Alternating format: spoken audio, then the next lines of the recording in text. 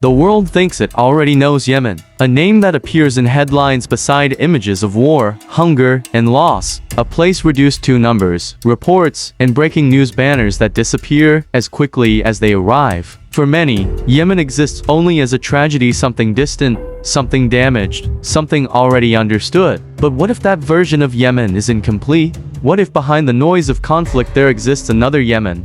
One that has survived quietly, patiently, for thousands of years. A Yemen not defined by destruction, but by memory, not measured in headlines, but carved into stone, carried in prayer, and rooted deep in landscapes so ancient they seem to exist outside of time itself. Beyond the frame of the camera and the urgency of the news cycle lies a land that does not rush to explain itself. A land where cities rise not from steel, but from mud and faith. Where mountains hide stories older than scripture, and silence speaks louder than words. This is a Yemen few ever see, a place sacred and surreal, shaped by resilience rather than ruin. A land where history is not locked in museums, but lived daily in narrow alleys, sun-baked towers, and whispered invocations at dawn. Where nature and belief intertwine so deeply that it becomes impossible to separate myth from reality. This journey is not about denying Yemen's pain, but about revealing what pain has failed to erase. It is about traveling beyond the familiar images to uncover a country that still breathes with memory,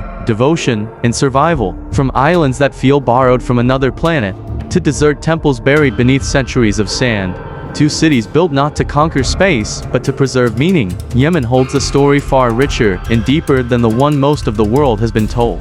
To step into Yemen is not simply to visit a place on a map, it is to walk through layers of time, to listen to voices that refuse to be forgotten, and to discover a land that, against all odds, continues to endure. One Yemen beyond the headlines. Yemen is a name the world thinks it understands. A country reduced to urgency, conflict, and despair. For decades, its image has been framed by war reports, humanitarian statistics, and fleeting attention before the world looks away. But Yemen is older than its suffering, older than modern borders, older than the words used to describe it today. Beneath the weight of tragedy lies a civilization that has endured for thousands of years, quietly preserving its identity while history storms past it. This is not a land that began with collapse. It is a land that has survived everything meant to erase it. To understand Yemen, one must look beyond the surface. Beyond the smoke and rubble, there exists a country built on memory, belief, and an unbroken relationship between people and land. Here, architecture grows from earth itself. Faith is not confined to buildings but woven into daily life. Mountains are not obstacles but homes. Silence is not emptiness, but presence. Yemen does not shout its history, it carries it. In mud brick walls warmed by centuries of sun, in stone pathways worn smooth by generations of footsteps, in prayers whispered the same way for 1,000 years. This journey is not about denial. Yemen's pain is real, its losses are deep, but so is its endurance. And endurance, too, deserves to be witnessed. What follows is not a story of ruins, but of continuity, of places that refuse to vanish, of cultures that adapt without surrender, of beauty that persists without permission. Yemen is not frozen in time, nor is it lost to it. It is alive, layered, complex, and deeply human. To travel through Yemen is to discover not what was destroyed, but what remains, and what remains is extraordinary. To Socotra, the island that time forgot, far from Yemen's mainland,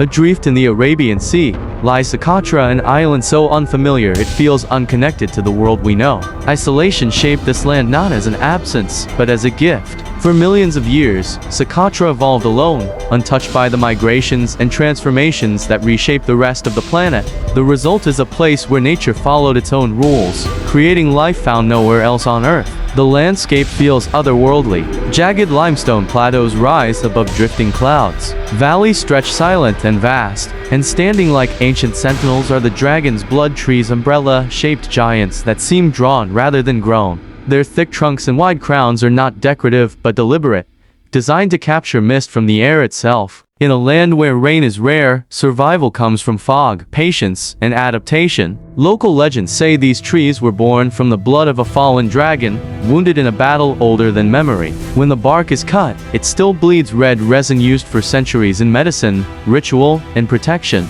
Science explains the biology, but legend explains the reverence. And in Socotra, both coexist effortlessly. Life here moves slowly, aligned with wind and tide. Goats roam freely among stone formations. Villages sit quietly, built with the same restraint as the land itself. There is no rush to modernize, no need to compete. Socotra does not resist time, it simply ignores it. And in doing so, it reminds us that progress is not always forward motion. Sometimes, survival means staying exactly where you are. 3 Shuab Beach, where the sea is a spirit. On Socotra's western edge lies Shuab Beach, a shoreline untouched by roads or crowds. Reaching it requires patience, usually by boat, guided by currents and instinct rather than maps. As the white sand emerges from the blue horizon, it feels less like arrival and more like permission granted slowly, quietly, by the sea itself. Here, the ocean is not a boundary, it is a presence. Fishermen treat it with respect, not control. Nets are repaired by hand, boats are pushed gently into the water at dawn. Before leaving, small fires are lit on the shore, not for warmth, but for blessing. These rituals are not performance, they are habit, inherited across generations. Sometimes dolphins swim beside the boats. Locals believe this is a sign of generosity, that the sea will be kind, the catch plentiful, and the journey safe.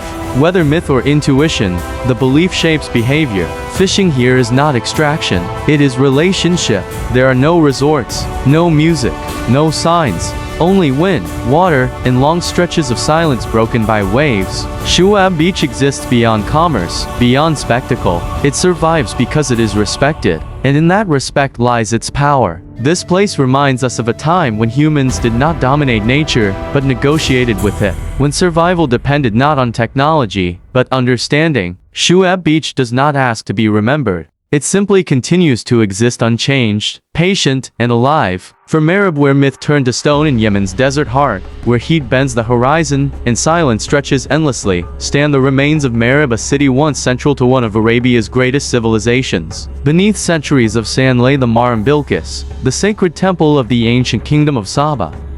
When it emerged, so did a story long buried but never forgotten. 7 massive pillars rise from the desert floor, aligned with precision and purpose.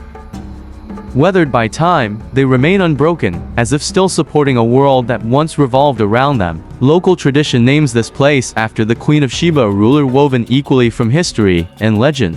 Scriptures speak of her wisdom, folklore speaks of her power, and these stones remain, refusing to deny either. This temple was once a bridge between the earthly and the divine. Priests tracked the moon cycle here. Incense burned endlessly. Caravans carrying frankincense and myrrh passed nearby, connecting Marib to empires far beyond Arabia. Wealth here did not come from conquest, but from trade, astronomy, and organization. For over 2,000 years, the desert protected this place by hiding it. When excavation revealed the pillars again, it felt less like discovery and more like return. Even now, the wind moves through the ruins with intention, carrying something ancient. In Marib, myth is not disproven by archaeology, it is strengthened, because some truths are too large to belong to only one explanation. 5 Hayd al-Jazal, a village grown from rock in Wadi Daywan, rising from the valley floor like a natural formation, stands Hayd al-Jazal. At first glance, it appears less constructed than discovered, a cluster of mud brick homes stacked atop a massive monolith, as if the rock itself chose to become a village. There are no visible roads leading up, no dramatic entrances. The settlement relies on balance, trust, and the strength of the stone beneath it. Built high to avoid flash floods and watch for danger, Hayd al-Jazal reflects a time when survival shaped every design choice. Walls are thick, windows are narrow, doors are carved simply, without excess. The buildings are made of mud, straw, and memory materials renewed year after year by the same hands. Maintenance is not repair, it is ritual. Every crack tells a story. Every rooftop holds the hope of another season. As dusk falls, the village glows with the color of baked clay. The call to prayer rises gently, echoing against the cliffs. Life here persists not through monuments, but repetition, mixing mud, mending walls, trusting the rock to hold one more generation. Hayd al-Jazal teaches that endurance does not require grandeur, only commitment. 6 Tarim, a city built for prayer. Tarim does not overwhelm with size or noise. Its power lies in devotion. With more than 360 mosques, this desert city is built not around markets or fortifications, but faith. Scholars, mystics, and students came here not to rule, but to learn, and many never left. For centuries, Tarim has been Yemen's spiritual heart. Its scholars carried Islamic knowledge across the world, shaping religious thought from East Africa to Southeast Asia. Yet the city itself remains humble. Streets are quiet, markets move slowly, life follows the rhythm of prayer. Rising above the town is the Al-Mudar Mosque, built entirely of sun-dried mud brick. No steel, no concrete, just clay and belief, standing 160 feet tall against the desert sky. Inside, recitation echoes softly, unchanged by time. Tarim feels less like a city and more like a sanctuary, a place where faith is not separate from life, but its foundation. Here, history is not preserved, it is practiced. 7 Shibam, the Manhattan of the desert. Shibam rises suddenly from the desert, a vertical city of mud brick towers reaching 7 to 9 stories high. From a distance, it appears fragile. Up close, it reveals precision, balance, and care perfected over centuries. Built more than 500 years ago, Shibam was designed for defense and survival.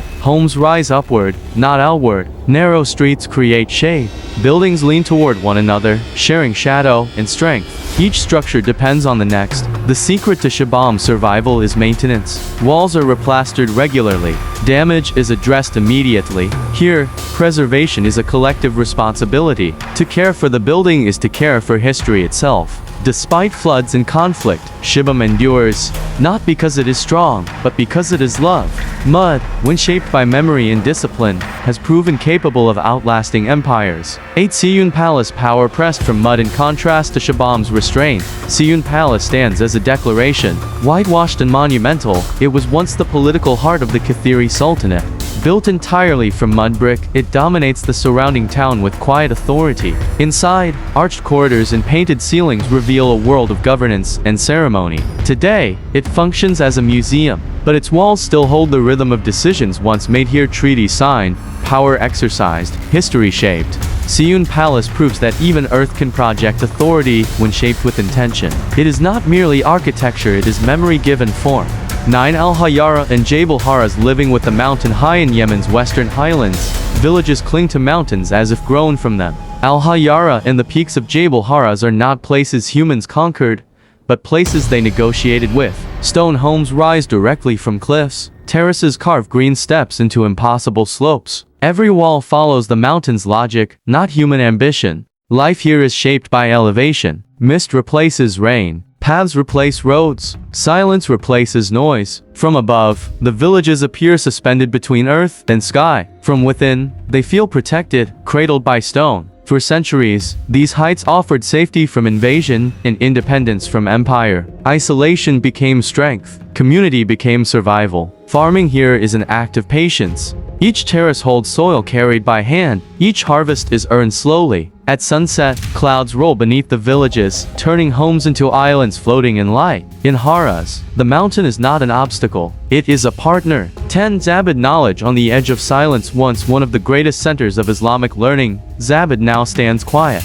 Its streets are narrow. Its walls are worn. But beneath the silence lies a legacy that shaped centuries. Founded in the 9th century, Zabid became a beacon of scholarship, law, and theology. Students arrived from across the Islamic world to study here. Ideas spread from these classrooms to distant lands. Madrasas lined the city. Debates filled its courtyards. Knowledge was its currency. Time, neglect, and conflict have taken their toll. Many buildings now crumble, yet the spirit of learning lingers, in carved doorways, in fading manuscripts, in the memory of a city that once taught the world how to think. Zabid reminds us that silence does not mean absence. Sometimes it means waiting. 11 Nabihud. Faith without proof. Deep in Yemen's eastern desert lies a site marked not by certainty, but belief. Nabihud is said to be the resting place of the Prophet Hud. There is no definitive proof, no inscription, no archaeological confirmation, and yet, every year, thousands make the journey. They come walking, they come praying, they come trusting. The tomb stands simple, surrounded by open land and open sky. What gives this place meaning is not evidence, but devotion. Faith here does not demand verification. It exists independently of proof. In Nabihud, belief is not about knowing, it is about committing. 12 Dar el-Hayyar. A palace born from rock just outside Sana'a rises. Dar el-Hayyar, a palace perched atop a towering stone pillar. It appears carved rather than built. Layer by layer, rooms rise from the rock itself. Once a summer residence for Yemeni rulers, it blends authority with harmony. The palace does not dominate the landscape. It completes it. Windows frame valleys. Staircases follow natural curves. Stone and mud merge seamlessly. Dar al-Hayar represents balance between power and restraint, nature and design. It is architecture that listens before it speaks. 13 Sana'a, a city that remembers. Sana'a is one of the oldest continuously inhabited cities on Earth. Its skyline is made of mud brick towers, decorated with white gypsum patterns like memory etched into walls. Here, the past is not distant. It is lived. Markets echo with centuries of trade. Homes rise vertically. Families stack generation upon generation. Every alley holds repetition. Every doorway holds history. Despite war, Sana'a endures. Not untouched, but unbroken. The city remembers who it is. Closing Yemen is not a forgotten land. It is a misunderstood one. Behind every headline lies a story deeper than conflict. A story of adaptation, belief, and quiet endurance. From islands untouched by time to cities built of prayer and earth, Yemen carries its history forward without asking permission. This journey is not about what Yemen has lost, it is about what it has refused to surrender. To see Yemen fully is to look beyond destruction and recognize survival as a form of resistance. A country shaped not only by hardship, but by memory, and memory, when protected, becomes immortality.